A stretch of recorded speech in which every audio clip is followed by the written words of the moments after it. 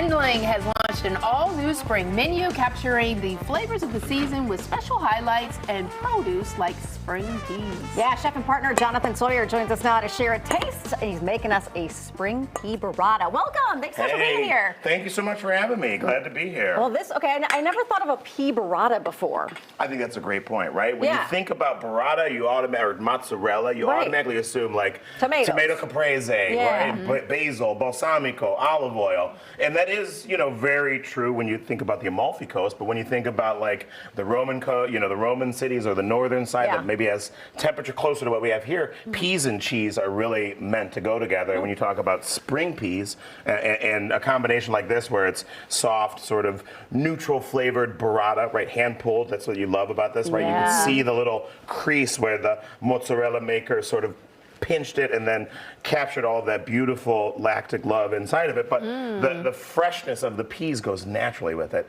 And it's a dish that we love at Kindling because as we start, pea season in the springtime, we can maybe do snap peas and snow peas. And then as we get into sort of the field grown peas, the English peas, and we finish the season with the fava beans, we can just sort of morph the salad itself to mimic the season by what the farmers are giving us. And the idea too behind something as simple as this, where we're talking about essentially 3 ingredients iterated in different ways, right? Peas, lemon, and cheese. We're going to do the peas sort of raw. We're going to do them blanched. We're going to do them grilled, and then we're going to use pea shoots. And then we're also going to, as you taste it, you're like, oh, this is really a delicious, verdant salad. But you don't realize, like, the idea is you're seeing, like, the shoot, the blossom, the seed, grilled version because we are a wood-fired restaurant. Right? We have a 13-foot wood burner where we grill everything. We're actually grilling these peas and the fava beans as opposed to blanching them. So you get a little echo of that grill, which you see and you, of course, smell when you're inside of the restaurant. So what's in there besides the peas? You said fava beans? So right here I have English peas and fava beans, and those are the ones that at the restaurant I've grilled over the wood burner. Right after we peeled them and shucked them.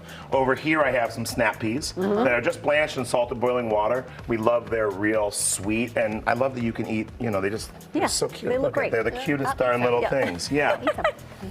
And like sometimes it is a little bit of the garniture as much as it is the flavor, right? So as you're looking at it, sweet flavor.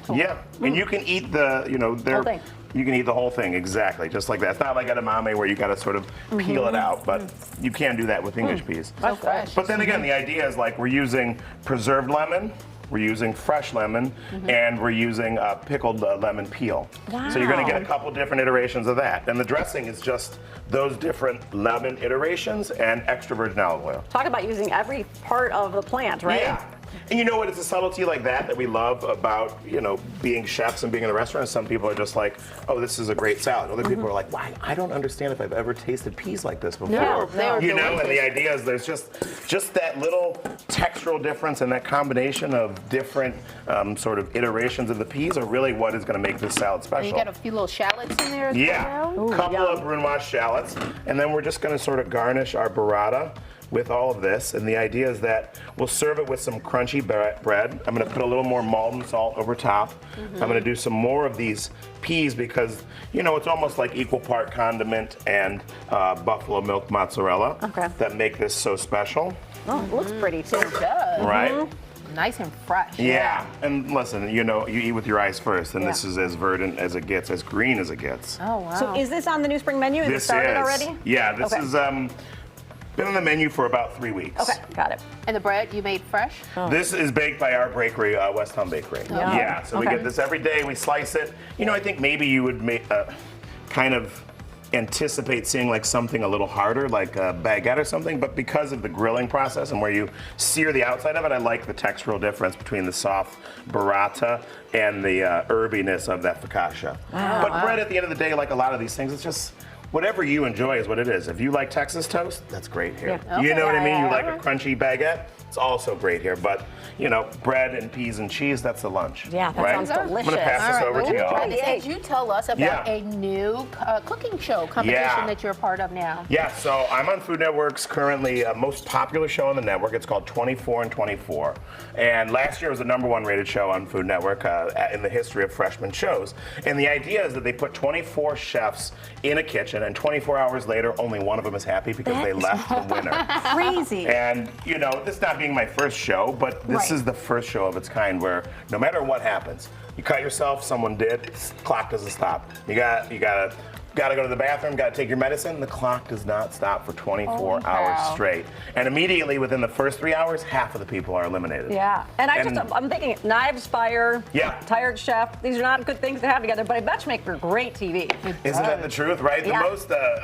The most dramatic moments of our personal life are great for filming. Right. And I think that the idea behind keeping people awake that long, putting $75,000 in front of them for the eventual winner, and putting them with their peers, right? At the end of the day, we're great chefs, not just because we love food and we grew up with food and we're trained at, but we really want to beat the people that are next to us, right? There's a couple Chicago chefs in there too. Stephanie Iser and I are both in there. Yeah, of course. Oh, that's so exciting. Fun to watch. And you also have a charity event coming up. Yeah, we do. We have a Taste of the Nation, which is for No Kid Hungry. It's a huge event, their biggest one all year. I mean, as everybody knows, 42 million Americans suffer from food insecurity. Yeah. So anything we can do as chefs or as a community or as a nation to sort of ensure those calories to those that don't have them, it's really a great thing to do. That's awesome. And that's June 26th. June 26th. Yeah. So awesome. Yeah. That's awesome. Chef, thank you so much. We appreciate it. Thank you. Hey, Kindling is located at 202 South Franklin Street. For more info, visit kindlingchicago.com. Give them a call or follow the social media handles you see on your screen.